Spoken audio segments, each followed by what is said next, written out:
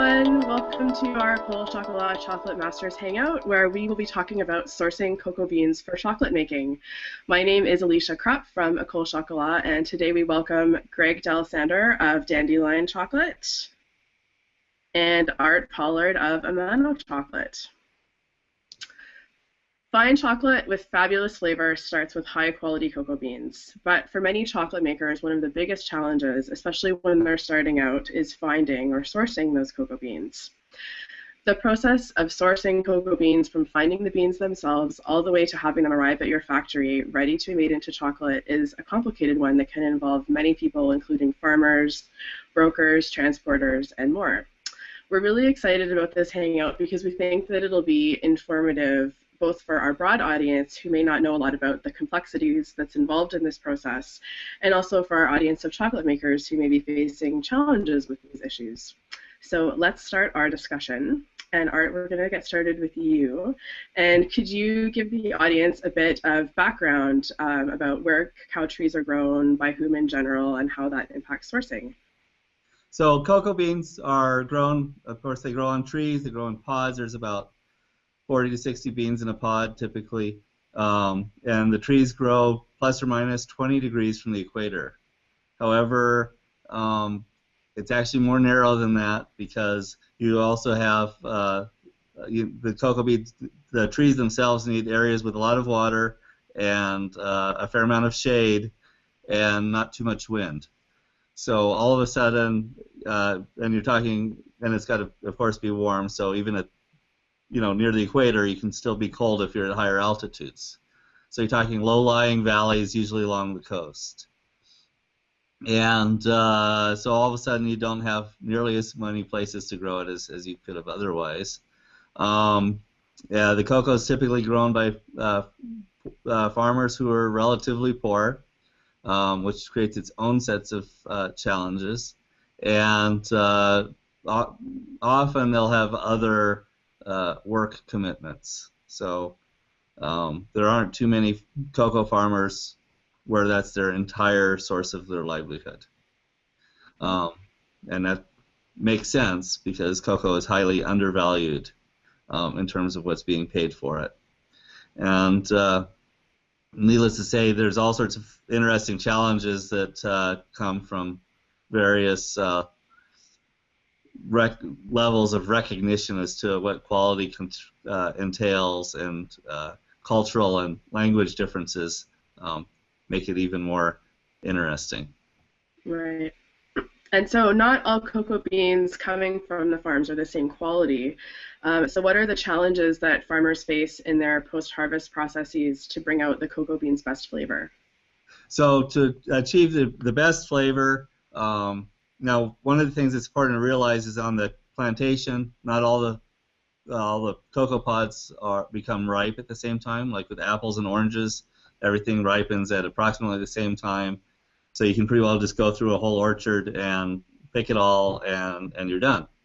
With cocoa, the pods become ripe as they choose. So that means that the farmer gets to walk through the plantation, harvest the pods individually. They have to be hand cut from the tree. They can't be picked. Otherwise you damage the tree. And you hand cut each pod individually, and probably by the way, each pod probably equates to one chocolate bar. And so then each one's cut individually. Then they all go, they're all gathered together. They have to be hand split. The beans removed, stripped from the central stalk, and then good quality cocoa needs to be fermented. And of course that sets its own sets of challenges. There's a number of different ways that fermentation can happen. The classic and wrong way to do it is to put it in a big pile somewhere and cover it with banana leaves, and you find too much of the world doing that because the outsides end up being cool and the insides are warm, and every day it's got to be turned over, and the farmer has other things to do, oftentimes whatever else. So all of a sudden it gets to be rather challenging. Right. For people watching who may not be familiar with the sort of process involved, could you give us kind of an example of the steps involved for the beans to actually make it to your factory? Okay, yeah, sure. So after the pods are harvested and the beans stripped out of the pods, then the fermentation process, and that takes anywhere from 3 to 7 days typically, depending on the variety of cocoa. Again, the beans have to be turned over every day, and usually the good farmers are putting them in fermentation boxes, which are about 3 foot square. After they're finished fermenting, and by the way, they can be under or over fermented depending on what the skill of the farmer.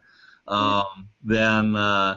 Then they have to be dried, and there's a certain level of skill and attention that needs to be paid to there. Otherwise, actually, in either step of the process, you can end up with mold or other problems. The drying, they get typically put out in the morning, and then brought in the afternoon. How long it's out there definitely affects flavor. And after it's fully dry, which is like 8% moisture content, which is about like wood would be like normally. Then it all gets into burlap or jute bags, and then they go to a centralized warehouse. At some point, they get shipped out of the country, then another centralized warehouse, and then to us. So it's a long process. A long journey for those beans. So you launched Amano Chocolate in 2007 when there were very few companies making bean-to-bar chocolate in the U.S. And what was the process for you to source beans in your early days? Luck. I happen to meet some friends in the industry, and they pointed me towards some really good beans to start. I think our attention to detail and our vision attracted a few people into being very supportive as to what we were doing. But it was purely luck.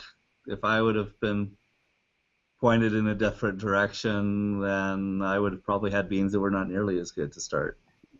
Right. And so have your practices for sourcing beans changed over time? Has it gotten a bit easier? It's gotten both easier and more risky. Okay. I mean, now I know where I can get good quality beans at prices which are workable, and that's always a bonus. But at the same time, too, there's a lot more that can go wrong. So, Right. so for example, we bought some beans from a supplier in Indonesia, and the first set of beans that they sent us were absolutely beautiful, and we were very happy with them. And then we ended up getting a nice big contract with Starbucks. We're like, awesome.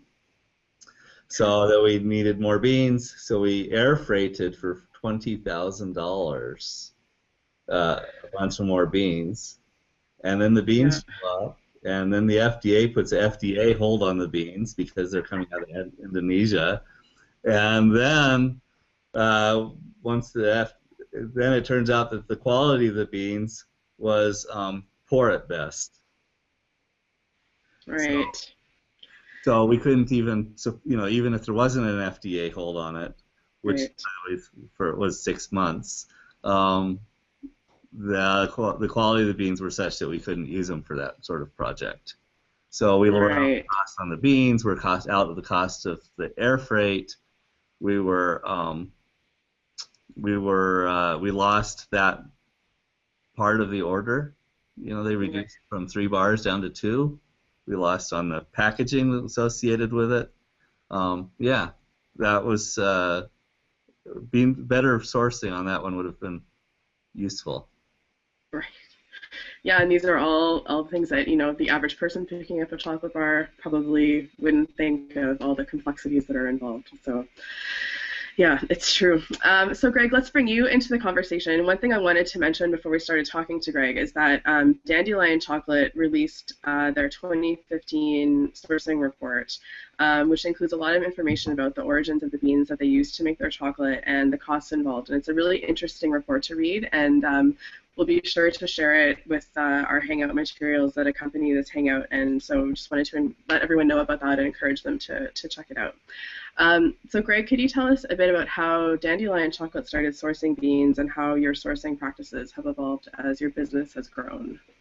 Yeah, so sourcing beans, I think Art is dead on. You know, a lot of it honestly was luck and started as luck and continues, I think, to have a lot of luck involved. You know, you put work into to try to steer things in the right direction, but sometimes things just go badly.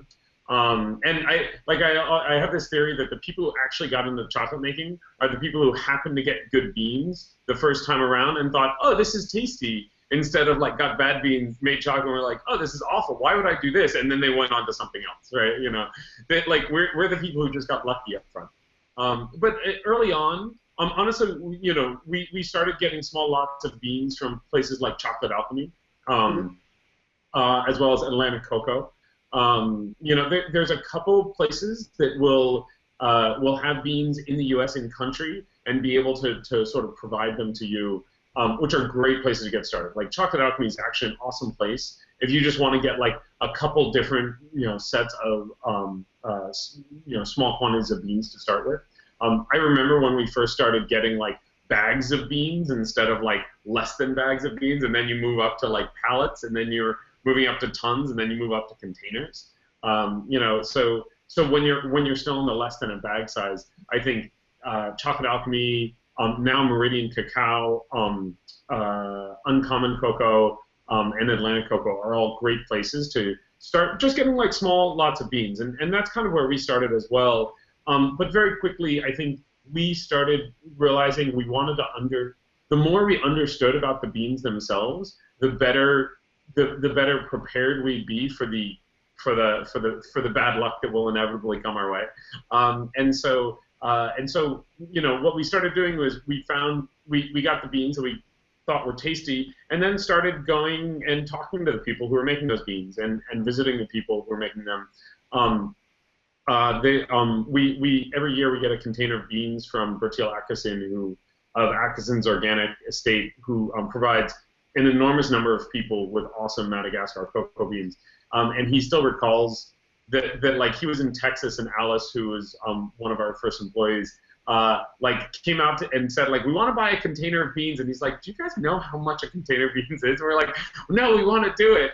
And it turned out it was actually a great move, because now he has way more customers than he has beans, and so we got in sort of while the getting was good. And I think sort of to Art's point, that's one of the challenges these days of starting to source cacao, is that a lot of the beans that people have spent years and years developing and have made them really amazingly good, like most people are aware of now, and so there's kind of there's a little bit of a starvation in terms of, you know, My Mountain is a great example of they make great cacao, but they only make, you know, 40 tons a year, and they have a wait list of 80 people who want those beans. So for us, sourcing really then started moving from, I think the way I think of it is moving from being a buyer to being a partner, and actually starting to work with people and trying to be the best partner possible, so that people are excited to find us and sell us cocoa beans because they hear good things about working with us. Yeah, and that actually moves perfectly into my next question, which is, can you talk about some of the differences between direct trade and other types of trading relationships involved in sourcing cacao and the impact on the farmer?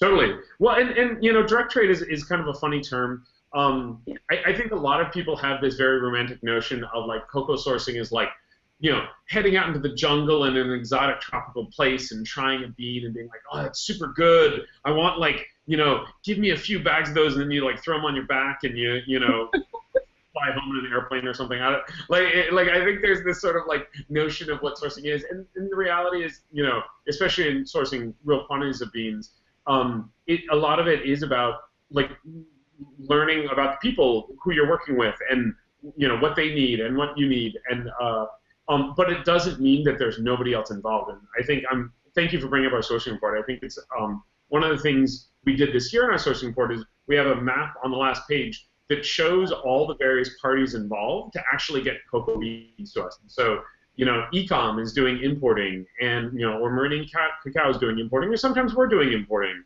And then, sometimes it has to change hands in country in order to get to a port or get aggregated with other beans from other places. And so direct sourcing for us is about having a direct relationship with the people who are producing the cocoa beans.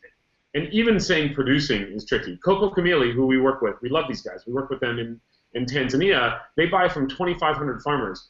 We don't know every single one of the 2,500 farmers that they buy from. It would take a really long time to meet every single one of them. And so we end up having to trust that they're working well with those farmers. And so from our perspective, the reason we do direct trade is because it's about establishing a trust relationship with the people that you're working with. And once you establish that trust relationship, then you're about to give somebody $70,000 for a container they're about to put on the water. There's a lot of trust involved. And so there are other models such as fair trade and certifications. But for us, direct trade is strictly about building relationships with the people you're working with so that you know who they are and you know what they're interested in and you know what's going to make for a sort of win-win situation. Right. And so we know that, like Amano chocolate, a big part of sourcing for Dandelion is actually going to the farms and getting to know the farmers and their operations. So what are you looking for when you visit, other than a bag of beans to put in your backpack and run away? Exactly. At some point I need a photo of me getting onto an airplane holding a sack of beans as a joke. So the main three things that we look for in cocoa beans in general are we look for obviously good flavor. We want something that tastes good. A lot of people focus on cut tests and things like that. And our attitude is you're going to make chocolate out of it eventually. So because we only add sugar, we're doing 2-ingredient chocolate. It means that when you're tasting beans, you might as well taste 70% cocoa beans, 30% sugar, because that's the final product you're going to be making anyway. So we tend to evaluate by tasting chocolate. Now, this doesn't make sense for everybody. If you're doing milk chocolates, if you have different recipes if you're doing inclusions, a lot of people taste what's called cocoa liquor, or just essentially roast, cracked, winnowed, ground up cocoa beans. But we do chocolate because that's most of, we only add sugar anyway. And so the first thing we look for is flavor. The second thing we look for is consistency. Is there a consistent process that can be followed, that is written down, that people have a good sense of what it is, and how to do it every single time? And then the third thing that we look for is is this a group we want to work with? We've definitely found cocoa beans that we loved, we thought tasted great, and then we just didn't feel like we could trust the people who were producing them, and so we just didn't feel like we could build a long-term sustainable relationship. We want to be able to work with people for the next decade at a minimum, and that's a pretty big commitment, and so that's a lot of what we look for. Looking at facilities to understand how the fermentation and drying works. Is it, do they have good, Art mentioned boxes, is their process well defined, or is it the kind of thing where some people do one thing, some people do another? These days, there's only one place we source from that doesn't do centralized fermentation. Almost everybody we work with does centralized fermentation because you can control the quality of it. So those are some of the things we look for. Right. Okay. So Art, we're going to come back to you. And so what are some of the important steps or things to consider in your sourcing practices to ensure that you get the highest quality beans to make your chocolate? Well, I think Greg covered that, pretty well actually. But again, it's flavor, consistency. One of the things that Greg touched on is the whole idea of trust. Because you don't know if somebody's going to walk away with, $100,000 of your own money, and not only that, but you're in legal systems where if somebody walks away with $100,000 of your money, there's absolutely nothing you can do about it. Right. They'll make all sorts of promises, maybe. Hey, I'll make it up to you, but it's not going to happen. In fact, I know of a certain other chocolate maker who he put this on his website, so I'll repeat the story, but it's not on the website any longer, so I won't say who it was.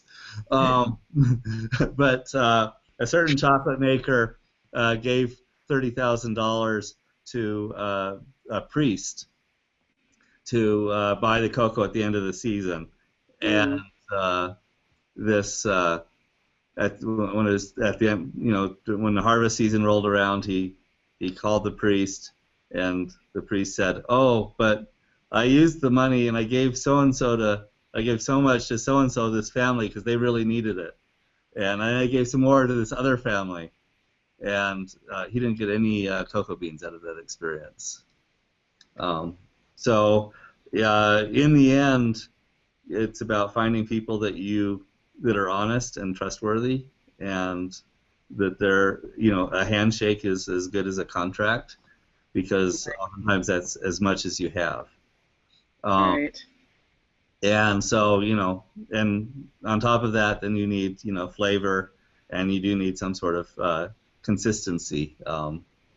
And some of these things are not very controllable even by the farmers, because, your fermentation process, for example, it gets is somewhat defined by the temperatures of the weather, and so if it's really hot, really cold, if it's really rainy, that's going to affect mold, and all those things are things that the farmers can't necessarily control for.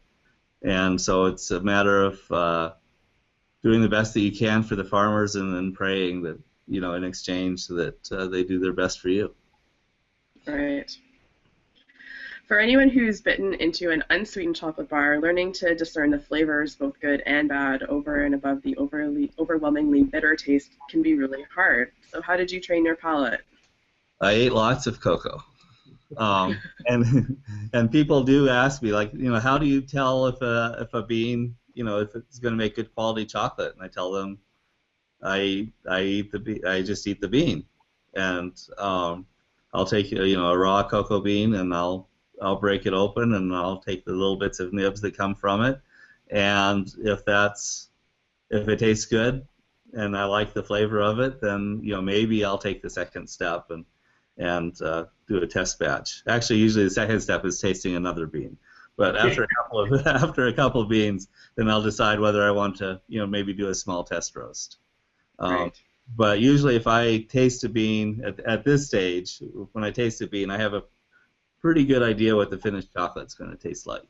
It won't be necessarily exactly right on, because chocolate's a very sensitive ingredient, I guess, to work with, and that your machines and your process, if varied slightly, will make huge amounts of difference. So, right. But even so, by tasting the bean, I can tell like what ballpark it's at, and so it's just simply a matter of tasting lots of beans and lots of chocolate, and and then hoping that your brain start to connect the two. And it's just like any other skill. Yeah, a learning process. Yeah. Greg, coming back to you, let's talk about something that many consumers may be wondering about. We've all picked up a chocolate bar and seen information on the label about certifications, and you mentioned this a couple minutes ago. Fair trade, certified organic, cruelty-free, et cetera, et cetera. So could you talk a little bit about how these certifications impact bean sourcing and Dandelion's approach? Yeah, absolutely.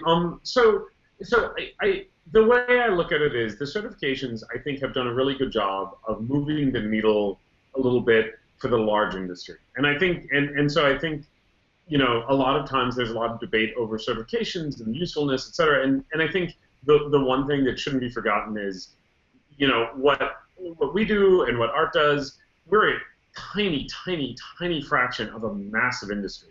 And so the prices that we pay and the relationships we build, et cetera, are just, again, like when I say a tiny fraction, all of craft chocolate last year was probably, I think, was about 0.01% of, 0.02% of the cocoa beans bought in the world, to give you a sense, right? And so like we're talking a small part of the industry.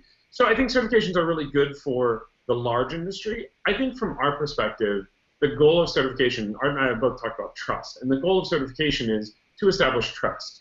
If you are a big chocolate maker, let's call it Nestle, then I think a random name. yeah, exactly.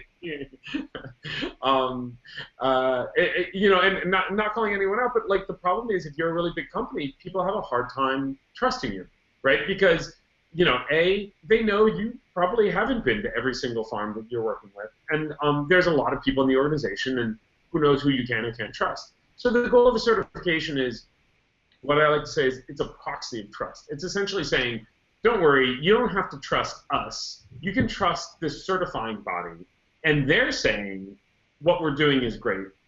Even if you think we're evil incarnate, it doesn't matter. And I think that there's usefulness in that. But I think when you're talking about companies, like ours and like Amano, what ends up happening is you don't necessarily need to do that certification because you can build trust with your own customers. Now, you could argue, well, then why wouldn't you just get certified anyway? And the real answer to that is it's crazy expensive, not just for us as the consumer or the buyer of cocoa beans, but for the producers. So you're talking about cocoa farmers who are some of the poorest people in the world who then have to pay additional money for these certifications. And the reality is these certifications, the main thing that they do is they open up new markets. If you get organically certified, there's some people who will buy your beans that wouldn't buy your beans before, and they'll give you a sort of a bigger premium. But when you're talking about, like, we tend to pay, we tend to pay anywhere from 2 to 2.5 times the market price for cocoa beans. We're way beyond the fair trade, the fair trade price and, the price people are paying for organic, et cetera. So, like, the value that a farmer would get or a producer would get out of the certification is pretty low from our perspective. And so that's the main reason we don't have any certifications and we don't sort of ask for certifications, is because it's an enormous amount of money for someone to spend that doesn't actually help them, other than opening up a market, and if we're buying from them anyway, they don't need that market open because they have a buyer. Right. And I think the other thing about certifications is that they don't necessarily quantify flavor in any way. So you can easily find, organic beans that don't necessarily taste very good, but they're organic, so people buy them. For a consumer, do you think that they can judge the quality of the flavor of a chocolate by its label? I know it sounds like I'm a one-trick pony, but I think a lot of it really comes down to trust. I think there's a number of things you can see on a label. You can see certifications, but you can also see, is this a chocolate maker that you bought from before that you liked what they made? One of the great things now is, I mentioned Maya Mountain, Coco Camille, Akasin. There's a number of beans that multiple people use, and so a lot of times you can correlate on the sort of the beans themselves. Like, oh, I've had beans from Esmeraldas, Ecuador before, or I've had beans from Camino Verde in Balao before. And if you like that, then that can help you try another bar from someplace else that you liked those beans before, and now you can see how different how another chocolate maker can do it. So I think you can see those sorts of things. At Deadline, we do a Chocolate 101 class, which is our introduction into chocolate. And one of the things we do in that is we also have people taste all the ingredients, because I think when you understand what the ingredients in a chocolate bar, like, the reality is craft chocolate, are using very simple ingredients for the most part. But there's a lot of chocolate bars out there in the world, and so I think in reading a label, trying to understand what all the ingredients are and what these things mean. If the bar says cocoa beans versus cocoa mass or cocoa liquor, it typically means someone bought cocoa beans versus someone's bought cocoa liquor, meaning someone else has roasted it.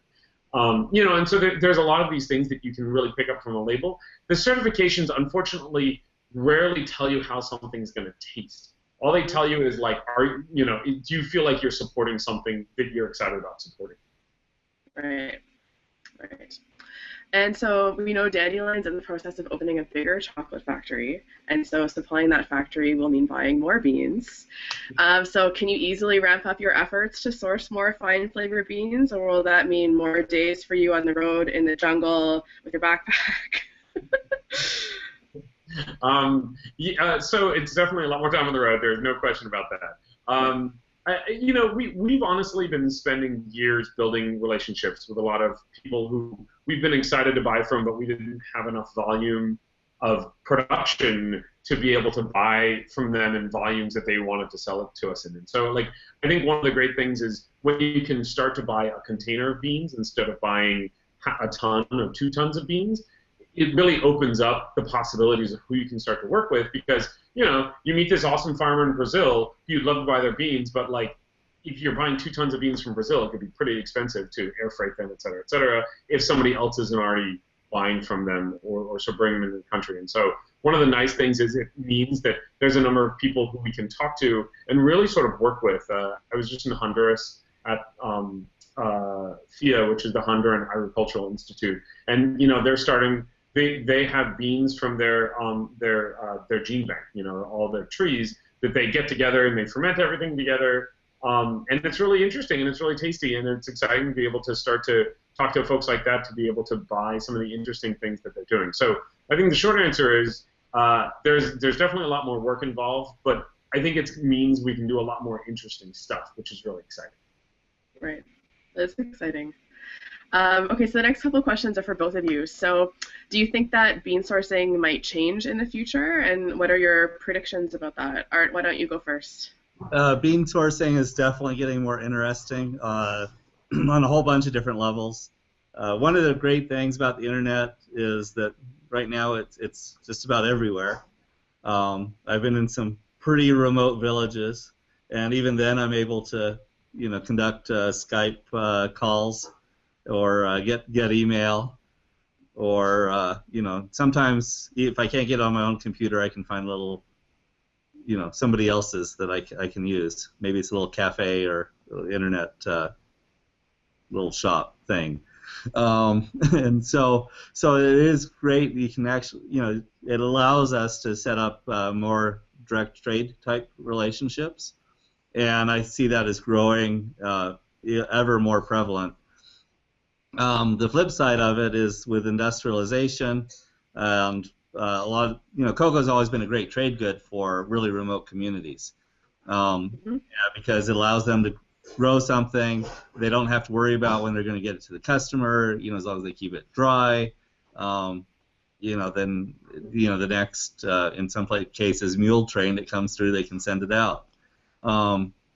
Nowadays, we're getting roads into some of the really remote communities, and quite frankly, cocoa is an incredibly labor-intensive crop, and they don't get a really good price for it.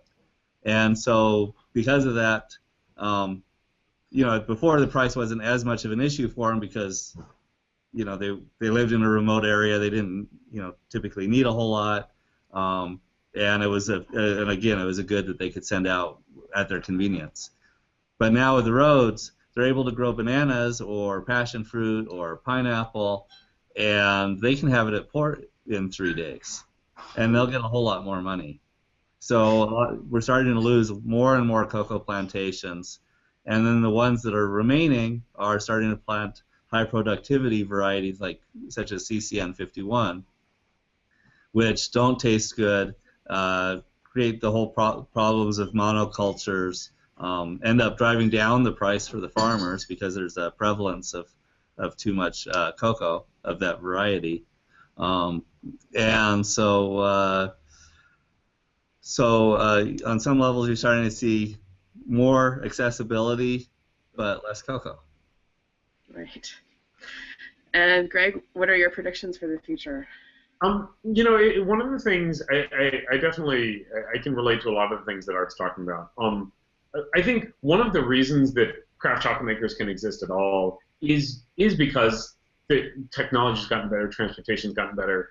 50 years ago, like me hopping on a plane to Honduras to talk to a bunch of people at an agricultural institute was less likely, right? It wasn't impossible, but it was a lot less likely. And so I think I think one of the great things is it means that like the world is opening up and more people can communicate and more people can get to know each other and figure these things out. And so I think that's really good. I think one of the challenges people are going to start to run into is there's because craft chocolate makers and people like us will pay higher prices. I think there's a lot of people who are excited about the notion of getting a higher price, but don't necessarily understand what you have to do to get that price. I think Art talked about CCN 51. I think it's a great example of, it's a high productivity bean. I totally understand why people plant it. There's some people working on fermenting it to try to make it taste better. But I think one of the things I always talk to sort of new producers about is you got to figure out what market you want to sell to. If you're trying to sell to a specialty market, you got to make a specialty bean, which means focus on post-harvest processing, focus on making sure you understand what you're growing and how you're growing it. And so I think one of the things I'm hoping, and does sort of look like it's happening, is there's just a lot more information out there for people who want to get started, and for people who are sort of like, yeah, I've been growing cocoa for a while, it doesn't seem very good, but like maybe there's other markets. And so I think one of the things I see all the time, you go somewhere and they're like, hey, we just spent an enormous amount of money building this great new fermentation facility, and you're just sort of like, why in the world would you build it this way? There's any of a number of challenges and problems that you can see with the way they built it, and their answer is like, well, no one told us how to build a fermentation facility. And so there's starting to be more and more information out there of a good way to do things, or at least ways to try doing things. And so I think this means the overall quality of cocoa can go up if people want it to. And so the real thing that we have to do is make that market real, and make it so that there's a reason for people to do it. As Art said, cocoa is not necessarily the most profitable thing for everyone to produce. And so if we want people to continue to produce cocoa, we have to give them a reason to do it, not just assuming people will do it because they don't have anything better to do. And one of the interesting things, if you don't mind my interjecting here a little bit, first is that because of craft chocolate makers and because the world's a smaller place, we're able to get better quality here in the United States than historically we have been able to in terms of chocolate. Some kudos to our European friends on the other side of the pond. The public taste for chocolate is getting spoiled. Mm-hmm. People are appreciating better and better quality chocolate, and better quality chocolate, of course, demands better quality beans. I mean, the big companies are in a really bad spot in some respects because they cannot produce the sizable quantities of chocolate that they produce with good quality beans, both in terms of price, as far as the beans are concerned, but also in terms of availability. There just aren't that many good quality beans. So we're going to see I predict we're going to see a big tightening of the entire chocolate market because there's not going to be as many beans available because of farmers switching to other things. The prices are going to go up, but people aren't going to eat low-grade, very expensive chocolate. You're not going to pay $10 for a Hershey's bar, even if that's the only chocolate bar you can get. Yeah. And so then that creates a situation where to really move the market forward, there needs to be this focus in terms of quality. Right. Because people will pay, $10 to $15 a bar if the quality is there, both in terms of the quality of the beans that go into the product as well as the end product itself. Right.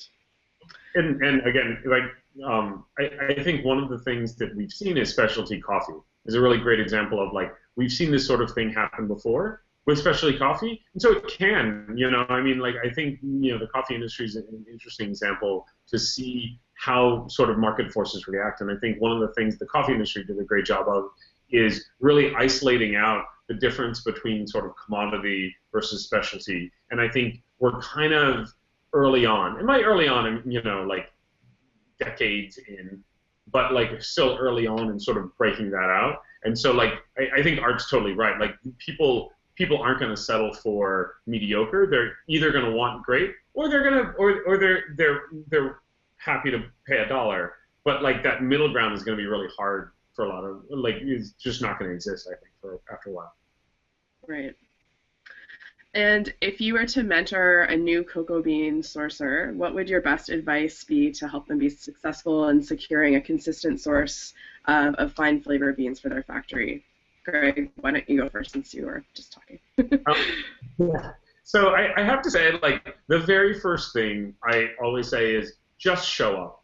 Like, there's nothing that I've found that producers sort of respect and understand more than you being willing to go and actually talk to someone in person, talk to them in person, spend your time and energy and money visiting them. The reality is most of the places you're talking about visiting are not crazy expensive to visit, depending on where it is. And so I think a lot of people like build up that, oh, you gotta spend a lot of time, and like if I'm going to Costa Rica, I want to spend 2 weeks there because it's Costa Rica. But the reality is, last week I was in Honduras for, I flew out at midnight on Monday and I got back Wednesday at 2:30 in the afternoon, and had enough time to talk to the people there, visit the farm. I think there's an aspect of don't be afraid to make yourself available, to travel, and to show that you're willing to put time and effort and work in as well, instead of just assuming it's the job of the producers to put the time and effort and work in. And so I would say, like, if you're getting started, find something you like, but once you find something you like, learn something. Be open-minded, spend time going to Origin, and sort of absorb a lot of information when you're there, and you'll build the best relationships that way. Right. And Art, what would your advice be? Be willing to learn. It's an entirely new process for just about everybody, and in fact, things keep changing with new government regulations, such as those put in place by this Food Safety Modernization Act. So one of the things I both love and hate at the same time about my job is that it's always a moving target. And so get out there and, as Greg said, go down and meet with the farmers, get to know the people that are involved, get to know your entire supply chain, and then work with people that you trust, and then avoid, like the plague, the people that are not trustworthy, and then you can start to move forward and do the things that will get you there. But every day is a learning experience. Expect the unexpected, as they say, because that's the entire chocolate making process, not just sourcing beans. Right. So for consumers that might be watching our Hangout, how can they tell if a chocolate bar on the shelf is made with good quality, fine flavor beans? I know you both talked a lot about trust and tasting, and so Greg, why don't you answer that one first? Well, that's actually a tough question. I think a lot of people use the term greenwashing, which exists where people make something look good even though it's just marketing. Yeah. So I would say by just looking at a bar, it's a little tricky. I think, but the thing I always say is, honestly, when people ask why they should buy a bar from us, I don't think they should buy a bar from us because we spend a lot of time, going to Origin, or because we're like making it from the bean, or any of this kind of stuff. I think they should buy it because they enjoy it, and they think they enjoy it. They think it tastes good.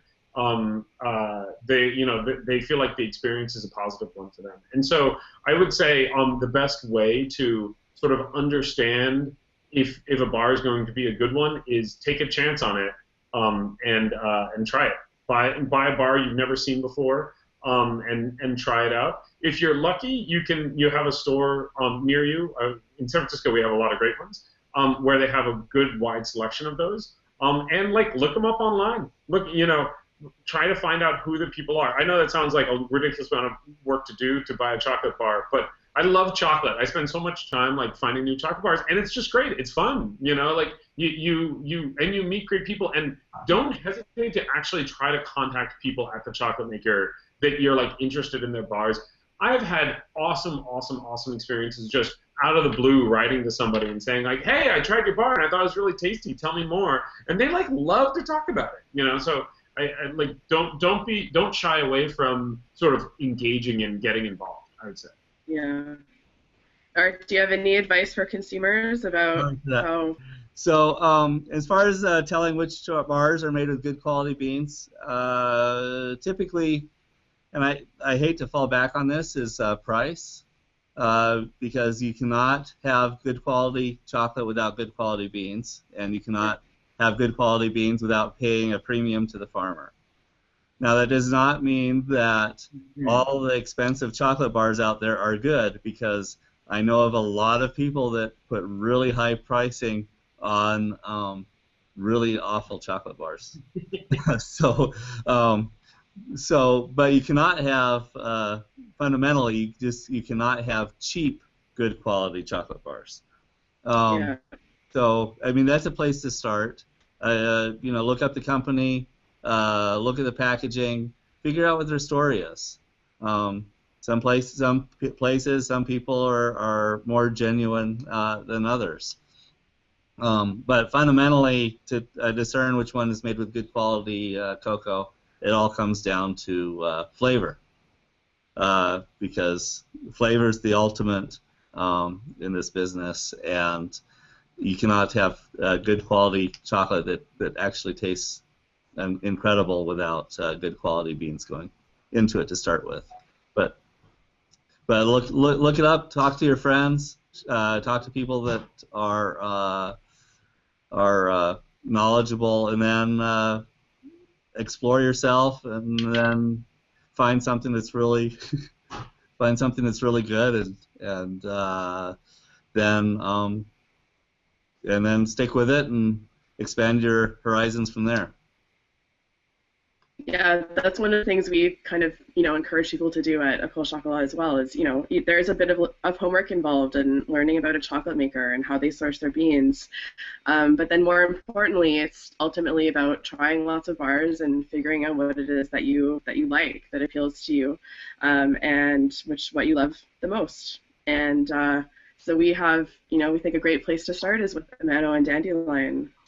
So for anyone who, is wanting to delve into the world of craft chocolate, we have two great examples right here of bars that you should try. And I just want to close with a thank you to Greg and Art for their time today. And I know days are always busy, and so we really appreciate you giving up your time to help us learn more about sourcing beans for chocolate making. And if you know anyone that may have missed our live broadcast, we'll be posting the video on our website, www.ecolechocolat.com, shortly. And I just wanted to thank everyone for watching. Thank you very much.